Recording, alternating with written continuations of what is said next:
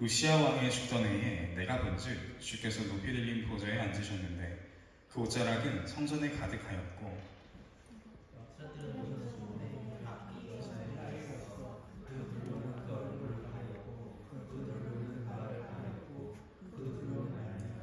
서로 창화하여 가로되 거룩하다 거룩하다 거룩하다 만군의 여호와여 그 영광이 온 땅에 충만하도다. 이같이 찬양하는 자의 소리로 인하여 온 사방이 터가 일어나며 집에 연기가 충만하니라. 그때에 내가 말하되 화로다 나여 망하게 되었도다. 나는 입술이 부정한 사람이요 입술이 부정한 백성 중에 거하면서 만군의 여호와이신 왕을 배웠음이로다. 그 사람이 하다가 파수로 당에서 취한다. 긴 깃털을 통해가지고 내게로 날아왔어. 그것을 내 입에 대며 가로되 보라 이것이 내 입에 닿았으니 내 악이 자야졌고 내 죄가 사하여졌느니라 하더라.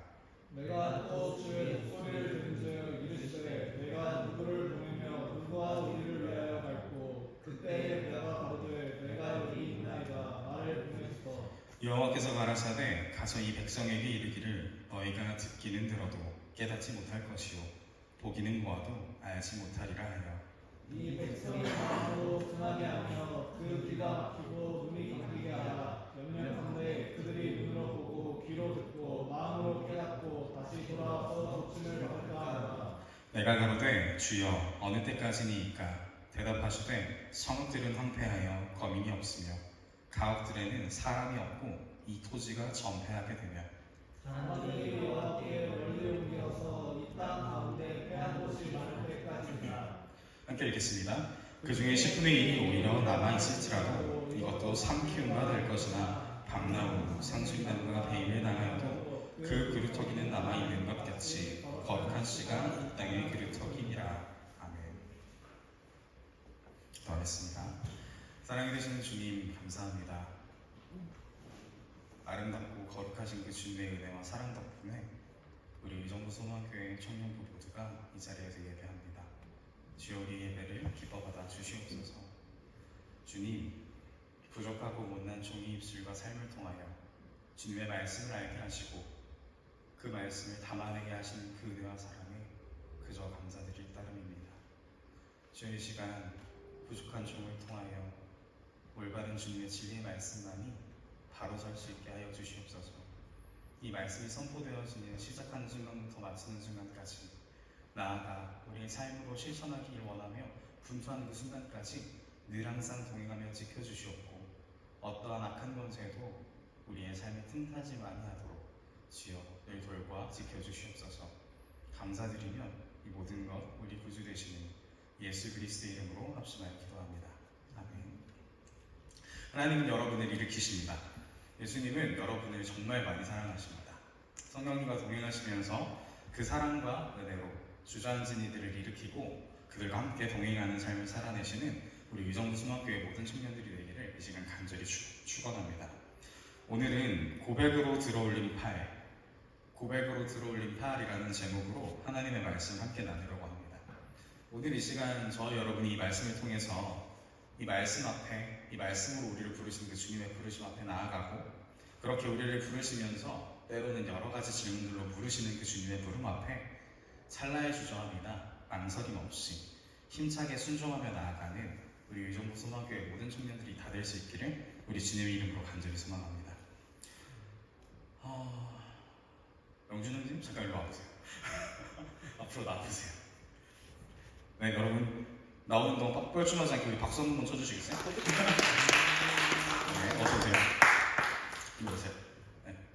왜 이렇게 움츠러들어요? 내가 싫어요?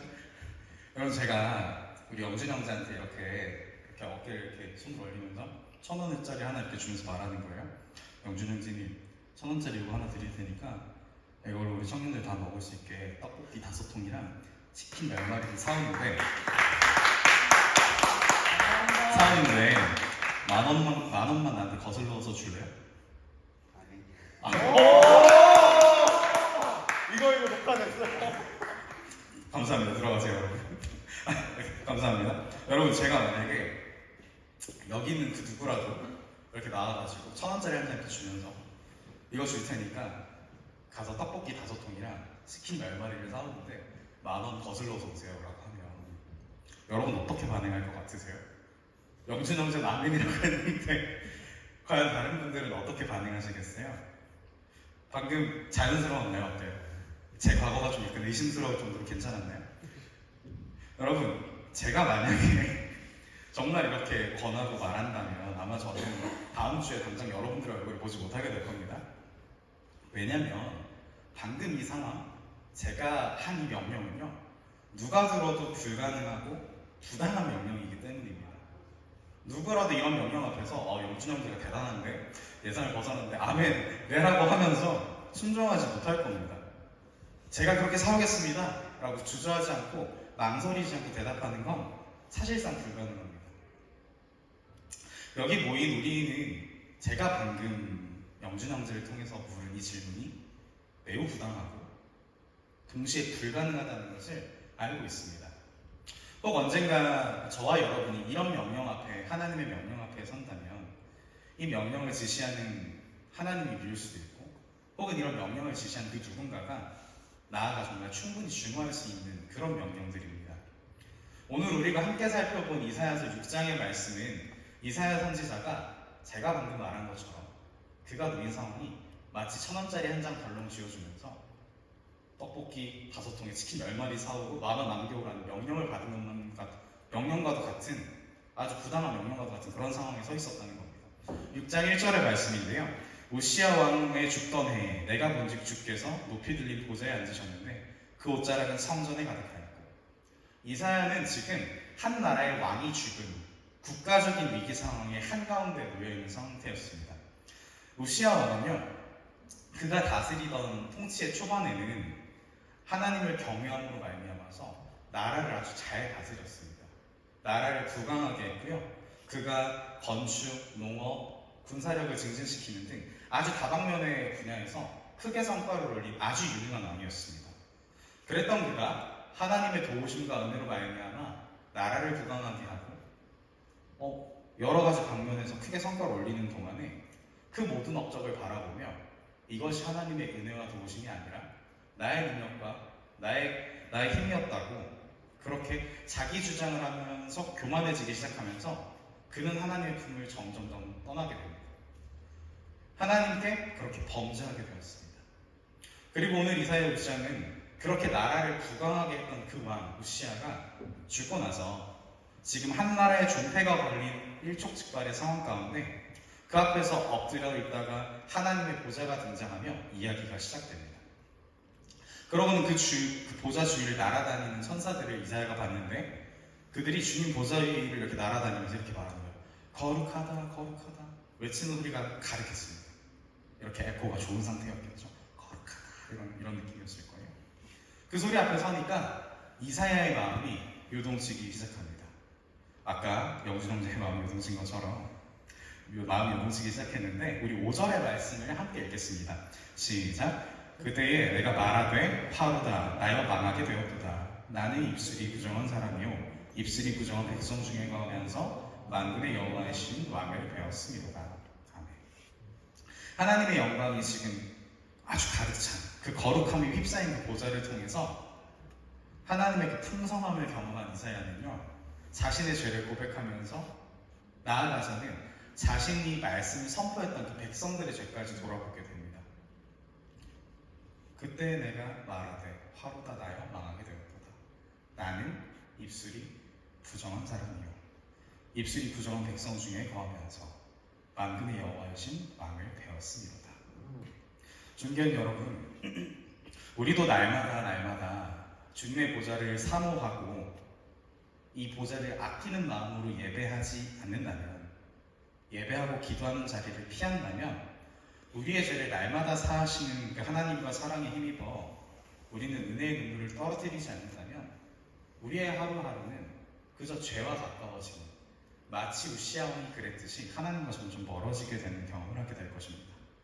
저는 저와 여러분들이 날마다 여러분들의 상황과 환경 안에서 최선을 다해 예배하고 기도하면서 은혜의 눈물로 우리의 하루하루를 순간순간에 적셔나가기를 간절히 소망합니다.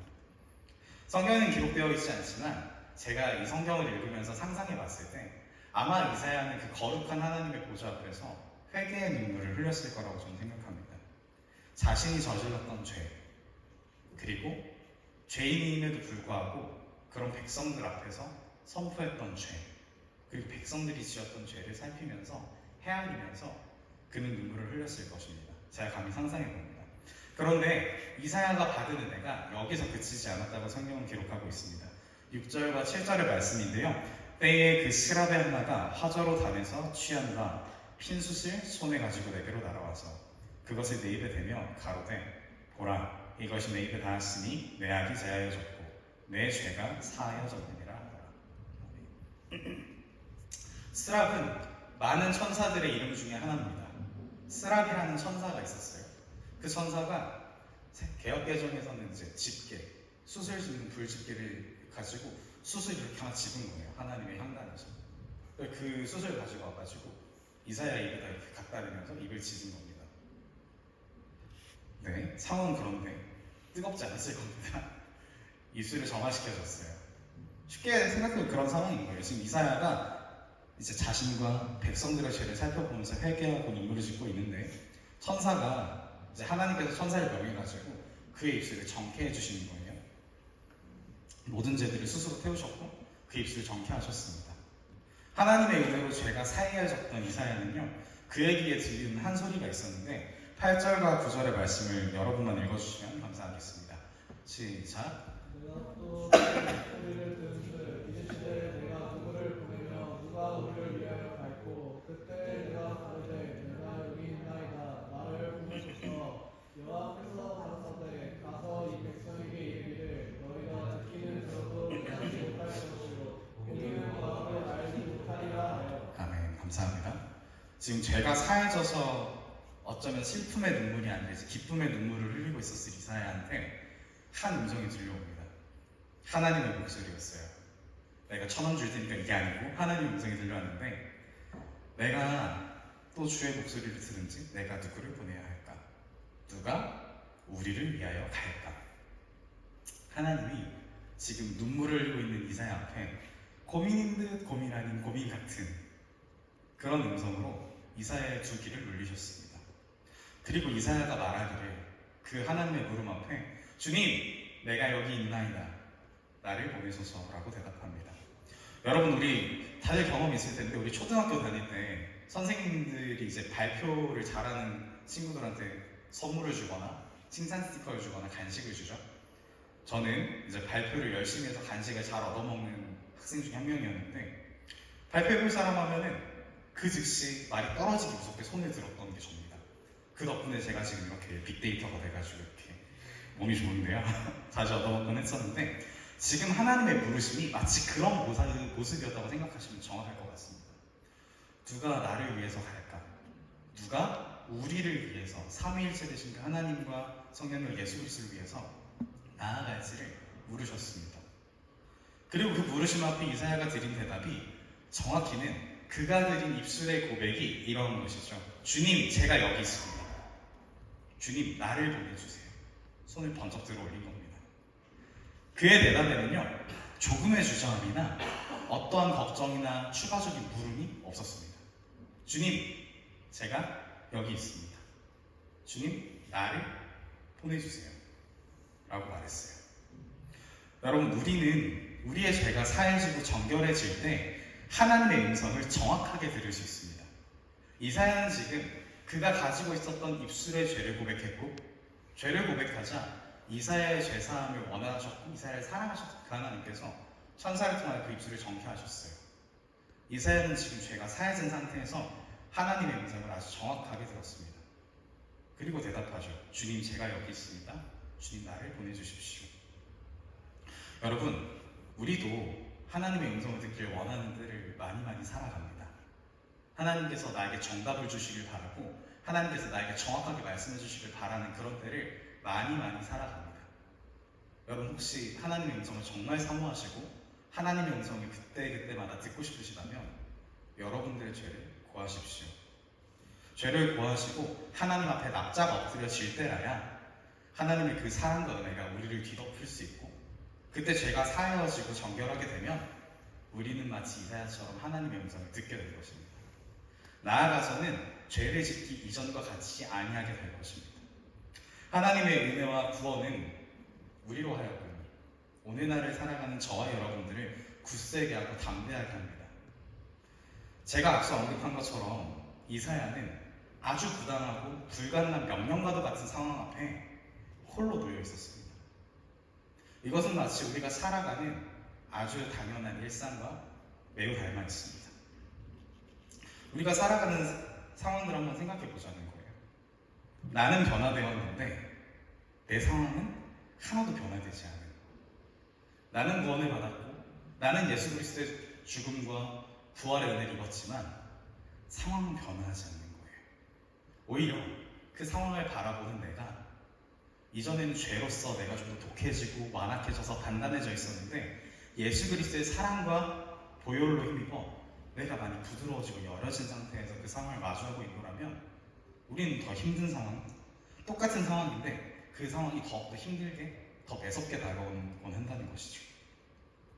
존경하는 여러분, 저는 여러분들이 매일매일 마주하고 바라보고 있는 우리 눈으로 보면 불가능하고 불합리하고 부당한 것 같은 그 순간 가운데에서 하나님의 사랑과 그 은혜로 말미암아 날마다 넘어서고 이겨내기를 간절히 응원합니다.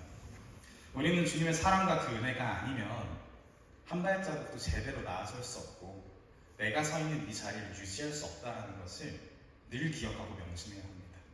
아니, 기억하기를 넘어서서 우리가 기억하고 고백한 그대로 행해야 합니다. 비록 성경 말씀처럼 우리가 매번 말하고 외쳐도 그들이 듣기는 듣지만 깨닫지 못하는 그 상황 가운데에서 볼 수 있는 눈이 있지만 온전히 바라보지 못하는 그들을 향해서 우리는 끊임없이 예수 그리스도의 사랑과 그 죽으심과 부활을 날마다 증거하고 전해야 한다는 것입니다. 10절의 말씀을 보니 이렇게 기록되어 있습니다. 이 백성의 마음으로 둔하게 하며 그 귀가 막히고 눈이 감기게 하라. 염려컨대 그들이 눈으로 보고 귀로 듣고 마음으로 깨닫고 다시 돌아와서 고침을 받을까 하노라. 10절의 말씀만 가만히 놓고 보면 하나님이 그냥 다 막을 것 같이 보이잖아요. 근데 정확하게는 이것은 역설적인 하나님의 경고입니다. 세상이 하나님이 보시기에도 마치 내가 한 것 마냥 너무 완악하다는 거예요. 일말의 가능성도 없어 보인다는 거예요. 마치 하나님이 한 것 마냥. 우리가 마주하고 살아가는 세상이 그러하다는 겁니다. 그런데 하나님이 이렇게 말씀하시는 걸 보면 하나님께서도 저와 여러분이 보내는 세상이 어떠한 세상이신지 알고 있으십니다. 눈과 마음, 귀까지 아주 꽉 막혀가지고 비록 듣지 않을 것임을 하나님도 아시지만 하나님은 그럼에도 불구하고 저와 여러분들을 통해서 그들을 향해 이사야를 통해서 일하신 것처럼 일하기를 원하고 계신다는 것이죠.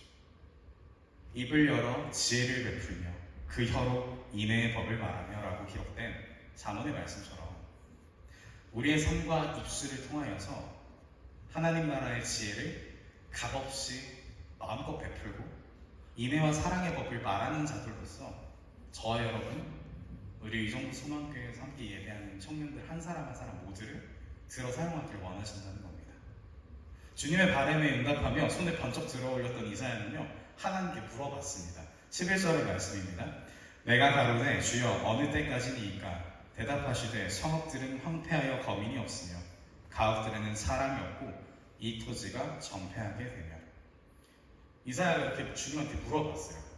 왜 물어봤는지 제가 알려드릴게요. 주님, 제가 언제까지 그렇게 전해야 될까요? 물어볼 수밖에 없었어요. 왜냐하면 당시에 이사야가 지금 처해진 상황이 어떤 상황이었냐면 우시야 왕이 죽으니까 나라가 너무 위험한 거예요. 그래서 말씀을 전해야 될 사람들이 다 떠나갔습니다. 나는 이제 마음이 불타오르고 있는데 내가 말씀을 전하면 들을 사람이 없는 거예요. 집들이 다 텅텅 비어 있었습니다.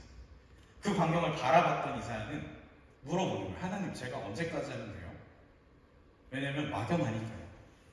왕이 죽고 나니까 사람들이 다 떠나간 상황이었으니까요. 주님, 안 그래도 지금 사람들이 떠나가서 사람이 사는 집도 없고요. 그마저 남아있는 사람들도 말하면 그들은 귀뚱으로도 듣지 않을 거예요. 듣는다고 해도 들어도 듣지도 못하고요. 보더라도 보지도 못하고요. 알지도 못하는 저들한테 제가 언제까지 하나님을 증거하고 전해야 합니까? 이 질문을 이사야가 주님께 묻는 거거든요. 어쩌면 되게 당연한 수준입니다. 왜냐하면 그의 마음은 진심으로 불에 타고 있고 자신은 회개를 통해서 이제 구원을 받았고 깨끗해졌고 정결해졌고 그 안에 하나님의 말씀과 은혜가 충만해졌는데 내어줄 건 정말 많은데 이걸 받아줄 사람이 없다는 거예요. 그러자 그런 이사야의 물음 앞에 하나님께서 말씀하십니다. 12절부터 13절의 말씀을 우리 함께 읽겠습니다. 시작. 사람들이 여호와께 멀리 옮겨와서 이 땅 가운데 패한 곳이 많을 때까지니라. 그 중에 10분의 1이 오히려 남아있을지라도 이것도 삼키움과 될 것이나 밤나무 상수리 나무가 배임을 당하여도 그 그루터기는 남아있는 것 같이 거룩한 씨가 이 땅의 그루터기니라. 아멘. 12절의 말씀 한번 띄워주시겠어요? 네. 12절의 말씀은 아주 극단적인 상황에 대한 묘사입니다. 사람들이 여호와께 멀리 옮겨와서 이 땅 가운데 패한 곳이 많을 때까지입니다. 여러분 이것은요 앞서 10절에서 역설적인 표현을 한 게 아니라 아주 직관적인 표현으로 하나님께서 경고하신 하나님의 심판을 의미합니다. 사람들이 하나님과 점점 더 멀어져 가는 그런 순간들, 이 땅에 하나님의 심판이 조금씩 더 가까이 다가오는 순간들에 대한 그런 것들을 의미하는 것이죠. 주님이 다시 오셔서 심판하시기 직전까지 이 세상이 끝날까지 우리가 해야 할 것은 말씀을 전하고 가르치기, 예수 그리스도만이 우리의 구주 되심을 증거하는 증인으로서의 삶을 끝까지 살아내야 한다고 주님은 지금 말씀하고 계시는 것입니다. 말씀을 맺으려고 합니다. 저와 여러분들은 제가 앞서서 우리 영준 형제한테 이렇게 저희 과거를 좀 의심하고 조사해 봐야 될 정도로 아주 자연스럽게 부당한 명령과 불가능한 명령을 받은 것만 같은 그런 시대를 살아가고 있는 것 같습니다. 솔직히 말씀드려볼까요? 여러분 예배를 드리는데 어느 날은 내 중심에 하나님이 부어주시는 은혜가 너무 가득해요. 어느 날은 예배를 아무리 드리고 찬양하지만 내 안에 채워지는 게 전혀 없어요. 오히려 예배하고 찬양하면 할수록 하나님이 내게서 너무 멀게만 느껴지는 것 같고 하나님이 안 계시는 것만 같아요. 이처럼 우리는요 한 번의 예배 안에서도 아주 다양한 순간들을 살아갑니다. 누군가는 은혜를 받기도 하고 누군가는 하나님과 멀어지기도 합니다. 저는 그게 당연하다고 생각합니다. 왜냐하면 우리가 살아내고 있는 인생의 자락과 그 자락의 모양과 온도가 다 다르기 때문이죠. 그런데 여러분 놀라운 것은 10분의 1 아주 작은 것들만 남아있어도 그 거대한 나무의 그 기둥들이 다 잘림을 당하고 그루터기만 초라하게 남아있는 것 같은데도 그것이 거룩한 씨가 되어서 이후에 하나님의 그 나라와 말씀과 복음이 증거되는 아주 든든한 그루터기로서 역할을 한다는 것입니다. 밤나무 상수리 나무가 배임을 당해도 여러분 밤나무와 상수리 나무만이 그루터기에서 싹이 가장 빨리 자라는 나무랍니다. 여러분 만족스럽지 않은 내게 남은 건 그저 처참하게 잘려버린 그루터기 같은 것만 남아있는 나의 믿음과 나의 상황과 나의 신앙이 주님의 은혜 안에 거한다면 그럼에도 불구하고 세상이 끝날까지 나의 그루터기를 지켜내길 원한다면 그 그루터기에 주님께서 싹을 피우실 겁니다. 여러분들이 부족하다고 생각했던 그 삶의 순간들을 들어서 하나님께서 당신의 음성을 들려주시는 통로로 사용하시고 여러분들의 삶의 작은 행동들을 통하여서 예수 그리스도의 모습을 증거하고 보여주는 증거로 사용하실 거란 겁니다. 오늘 우리가 만난 이사야처럼 우리는 그런 시대를 향해 예수 그리스도를 증거하는 증인으로서의 삶을 알게 모르게 조금씩 살아가고 있습니다. 저는 오늘 이 설교를 통해서 그 사실을 꼭 말해주고 싶었어요. 여러분들이 알게 모르게 그런 순간들을 아주 조금씩 살아내고 있다는 것을 말입니다. 한 번 더 양보하고 한 번 더 참았던, 화를 낼 수 있었지만 사귀고 욕을 할 수 있었지만 축복했던 여러분들의 그 나날들을 하나님께서 아시고 그 나날들을 들어 사용하길 원하십니다. 우리는 여전히 귀가 있지만 듣지 못하는 사람들을 마주할 겁니다. 눈이 있지만 볼 수 없는 자들을 향해 예수 그리스도를 보여주는 삶을 살아낼 것입니다. 그들은요, 아무리 말해도 알아듣지 못할 겁니다. 하지만 이 모든 것을 알고 있음에도 불가능하지만, 부당하지만 해야 하는 것, 그것이 전도입니다. 그것이 예수 그리스도의 십자가로 인하여 구원을 받고 구원받은 주님의 자녀, 제자된 자로서의 삶을 살아가는 우리의 모습이 되어야 하는 것이죠. 주님도요, 우리를 어떠한 때에 어떠한 상황에 보내시는지 가장 잘 아십니다. 보라, 내가 너희를 보내니 양을 이리 가운데 보냄과 같도다. 그러므로 너희는 뱀같이 지혜롭고 비둘기같이 순결하라. 오늘 이사야를 보내는 하나님, 제자들을 파송하셨던 예수님 모두 알고 계셨습니다. 양을 이리떼들 그 사이로 보낸 것 같다는 것을 아십니다. 여러분, 오늘 저와 여러분을 부르신 그 주님께서 우리의 처한 상황과 환경과 그 가운데서 우리가 만나고 있는 그 공고한 영혼들을 다 아시기에 더욱더 저와 여러분들을 도우실 겁니다. 우리가 지금 품은 그 한 영혼을 향한 우리가 품은 그 중심을 보시고 기뻐하시면서 때를 따라 돕는 지혜와 능력들을 날마다 더하시고 부어주실 것입니다. 우리 오늘 그 주님을 기억하며 그런 주님의 품에, 그런 주님의 보좌에 함께 나아가길 바랍니다.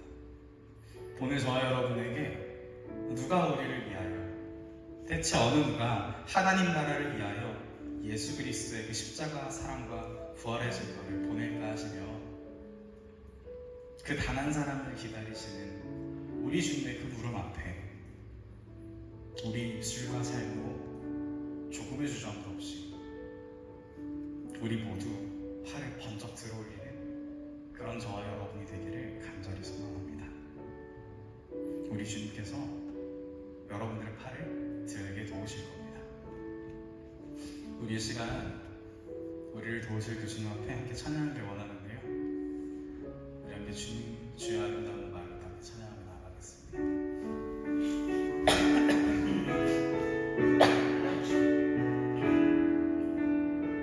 주여 아름다운 주의 아름다움이 말보다 표현할 수 없고 주님의 그 놀라우심을 다 표현할 수가 없네. 누가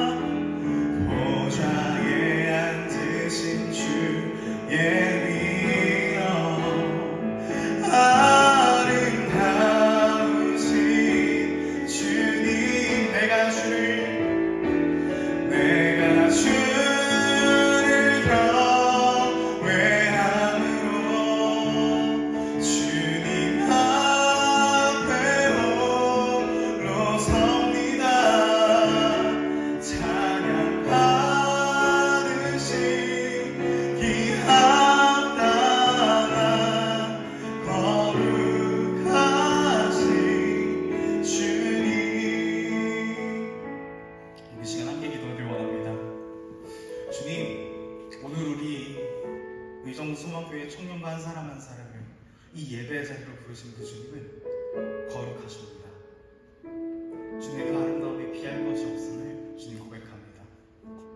주여, 누구도 깨닫지 못할 주님의 사랑과 그 은혜와 그 지혜를 주여 내가 깨닫고 내가 알고 내가 전하기를 주님 간절히 소망하나이다.